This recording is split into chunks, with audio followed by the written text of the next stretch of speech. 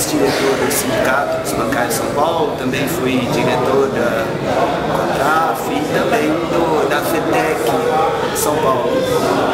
E esses anos todos de experiência no movimento sindical, eu vi quanto o Luiz Cláudio Marcolino é um grande lutador.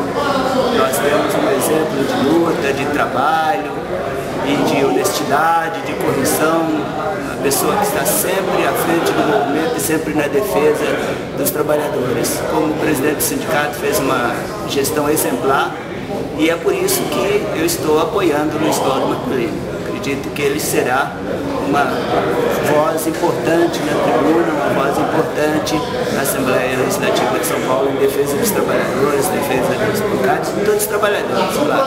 E sempre foi a função que o Luiz Cláudio exerceu. Tenho certeza que ele continuará nessa mesma trajetória.